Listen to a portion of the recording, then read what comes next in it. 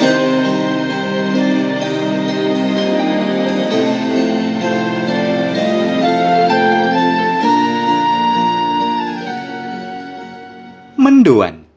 menyatu dalam doa dan renungan. Dari Katedral Kristus Raja Purwokerto, Kamis 1 Juli 2021, bersama saya, Romo Yusuf Widiarko. Saudara-saudari yang terkasih, berbahagialah orang yang mendengarkan sabda Tuhan dan tekun melaksanakannya. Sabda Tuhan adalah pelita hidup kita. Maka mari kita dengarkan, renungkan, dan laksanakan sabda Tuhan hari ini dari Injil Matius bab 9 ayat 1 sampai 8. Dalam nama Bapa dan Putera dan Roh Kudus.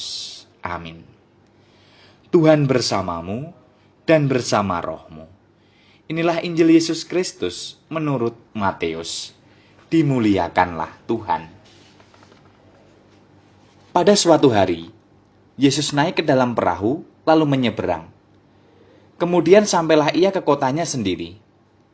Maka dibawalah kepadanya seorang lumpuh yang terbaring di tempat tidurnya. Ketika Yesus melihat iman mereka, berkatalah ia kepada si lumpuh, "Percayalah anakku, dosamu sudah diampuni." Maka berkatalah beberapa ahli Taurat dalam hatinya, "Ia menghujat Allah." Tetapi Yesus mengetahui pikiran mereka, lalu berkata, "Mengapa kalian memikirkan hal-hal yang jahat dalam hatimu? Manakah yang lebih mudah, mengatakan, 'Dosamu sudah diampuni,' atau mengatakan, 'Bangunlah dan berjalanlah'? Tetapi supaya kalian tahu bahwa di dunia ini, Anak Manusia berkuasa mengampuni dosa." Lalu berkatalah ia kepada si lumpuh, "Bangunlah, angkatlah tempat tidurmu, dan pulanglah ke rumahmu." Dan orang itu pun bangun, lalu pulang.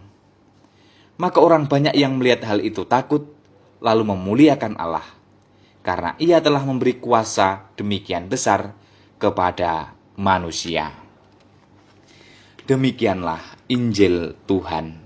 Terpujilah Kristus.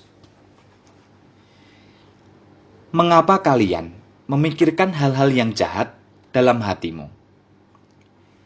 Saudara-saudari yang terkasih, pertanyaan Yesus untuk ahli-ahli Taurat ini barangkali juga pas ditujukan untuk kita.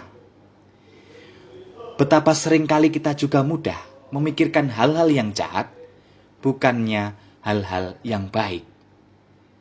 Lebih mudah menemukan kekurangan dibanding mengakui kelebihan sesama kita, sehingga kita mudah menghakimi dibanding mengapresiasi.